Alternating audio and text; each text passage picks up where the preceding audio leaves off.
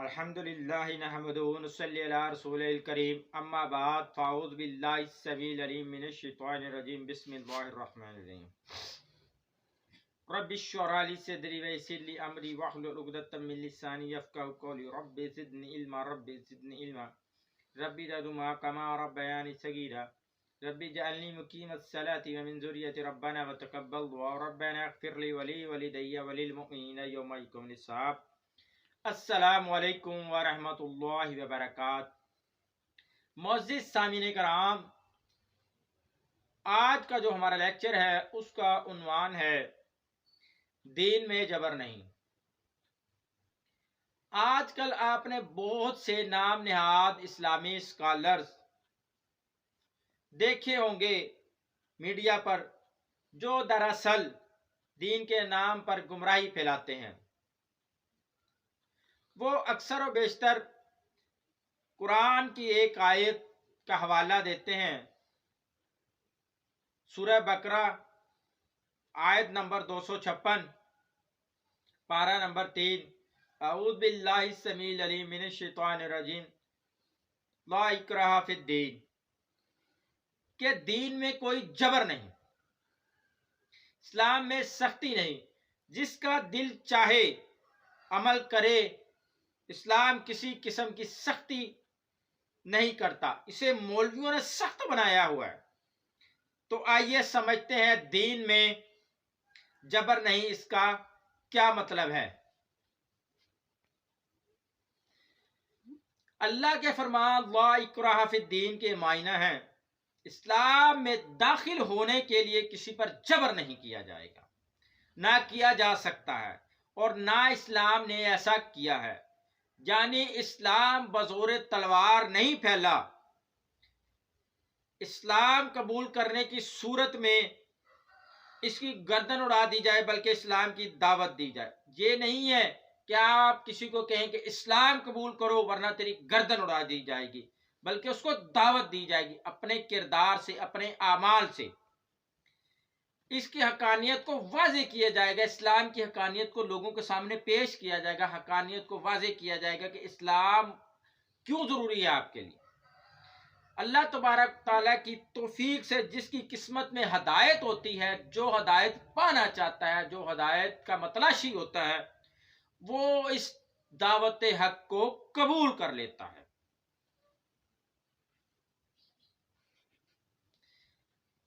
बसूरत दीगर इस्लामी सरहदों की हदूद में रहने वाले गैर मुस्लिमों को जिजिया देकर अपने मजहब पर कायम रहते हुए जिंदगी गुजारने की इजाजत होती है। ये नहीं होता कि अगर कोई गैर मुस्लिम इस्लामी हुकूमत, इस्लामी सल्तनत के जेर साया रहता है, किसी इस्लामी मुमलकत में रहता है, तो उस पर सख्ती की जाएगी।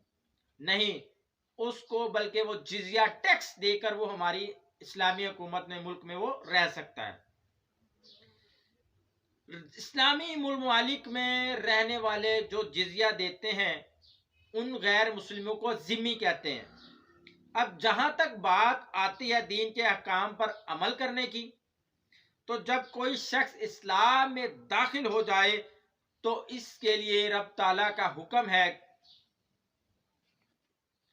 अऊज़ु बिल्लाहि समीउल अलीम मिनश शैतानिर रजीम बिस्मिल्लाहिर रहमानिर रहीम। अल्लाह रब्बुल आलमीन ने सूरह बकरा आयत नंबर 208 पारा नंबर 2, उसमें अल्लाह रब्बुल आलमीन ने फरमाया, या अय्युहल्लज़ीना आमनू उदखुलू फिस्सिल्मि काफ़ा, ए लोगो जो ईमान लाए हो, इस्लाम में पूरे के पूरे दाखिल हो जाओ। यानी ईमान लाने के बाद यह है कि इस्लाम में दाखिल होने के मुकम्मल उन पर अमल पैरा होना है।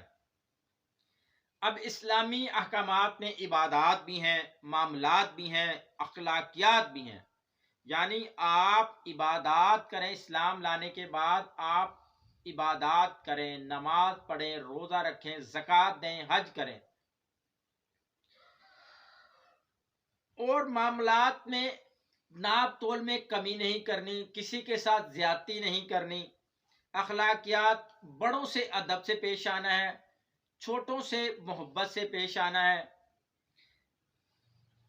اور جیسے جہاں نماز روزہ زکوٰۃ کا حکم دیا گیا اللہ رب العالمین نے، وہاں پر پردے اور حجاب کے احکام بھی نازل ہوئے ہیں جن پر عمل کرنا لازمی ہے۔ اسی لیے امت مسلمہ کو اللہ رب العالمین نے فرمایا کنتم خیر امت کہہ کر تبلیغ کا فریضہ سونپا گیا۔ وہیں اللہ رب العالمین نے سورہ توبہ آیت نمبر 41، سورہ نمبر 9، پارہ نمبر 10 میں ارشاد ربانی ہے، اعوذ باللہ السمیع العلیم من الشیطان الرجیم انفروا خفافا وثقالا، فرمایا کہ جہاد کو لازمی پکڑو، ہلکے ہو یا بھاری ہو۔ حرز المؤمنین علی القتال فرما کر جہاد کی تربیت کا حکم دیا گیا۔ اور یہی مسلمانوں کا سنہرا دور تھا جب مسلمانوں نے ان تمام احکامات کا دامن تھامے رکھا۔ جب ان احکامات کا دامن تھامے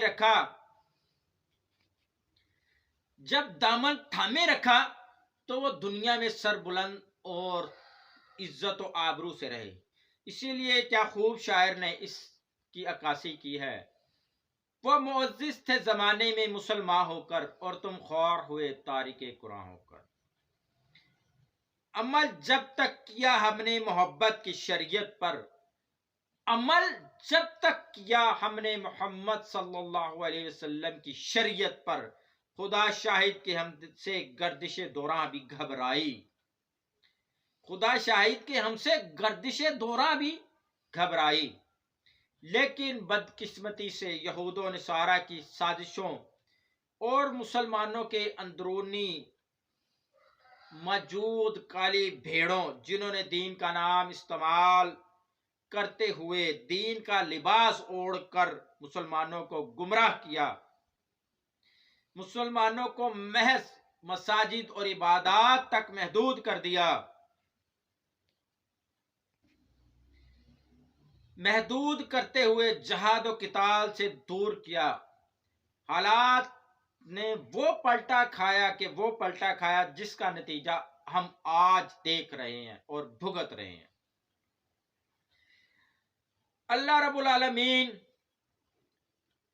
سے ہماری یہ دعا ہے کہ وہ ہمیں صحیح معنوں میں مسلمان بننے کی توفیق عطا فرمائے، وہ ہمیں صحیح معنوں میں دین پر چلنے کی توفیق عطا فرمائے، ہمیں اپنے احکامات پر صحیح معنوں میں عمل کرنے کی توفیق عطا فرمائے۔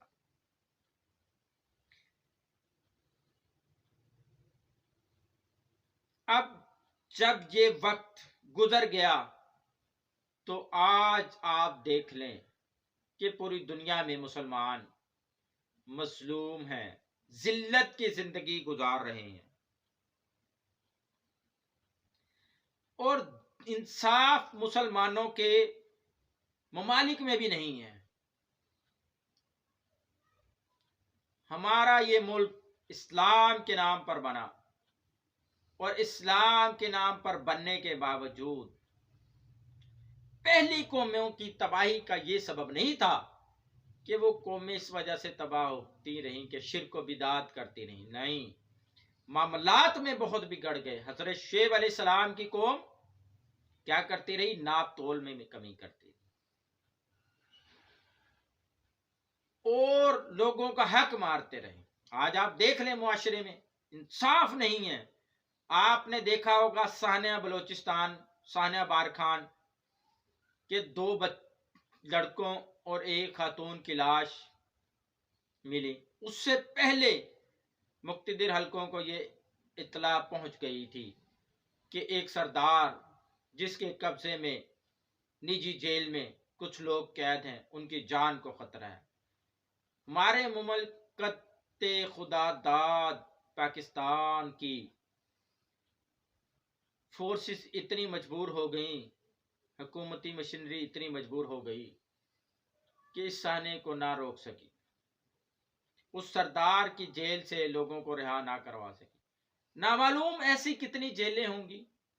انصاف کا معاشرہ قائم نہیں ہے اس ملک میں.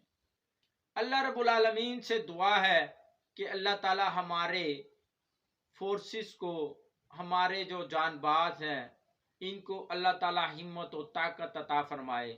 دشمنوں، بیرونی دشمنوں سے مقابلہ کرنے کے ساتھ ساتھ اندرون خانہ دشمنوں سے بھی مقابلہ کرنے کی ہمت عطا فرمائے، اور اللہ تعالیٰ ان کی حفاظت فرمائے.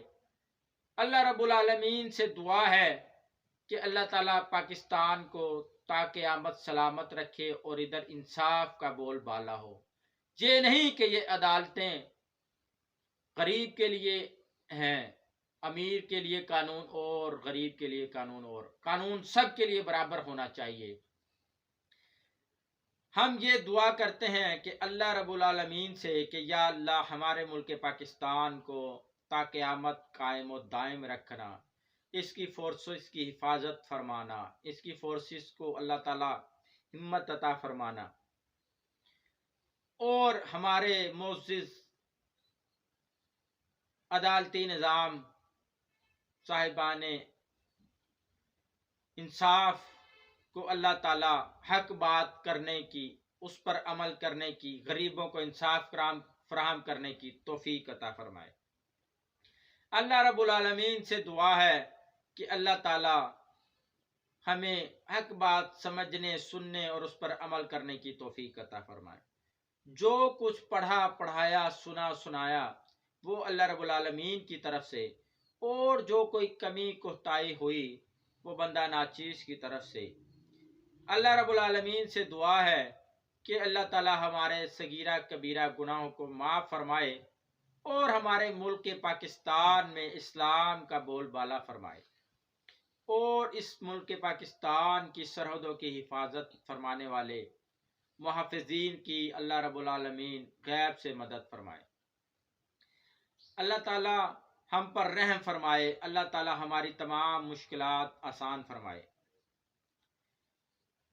میری زندگی کا مقصد تیرے دین کی سرفرازی، میں اسی لیے مسلمان، میں اسی لیے نمازی. محمد صلی اللہ علیہ وسلم کی غلامی دین حق کی شرط اول ہے، اگر ہو اس میں خامی تو ایمان نامکمل ہے.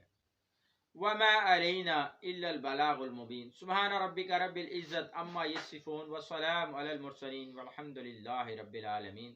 سبحانک اللہم وبحمدک نشہد ان لا الہ الا انت نستغفرک ونتوب الیک. السلام علیکم ورحمۃ اللہ وبرکاتہ.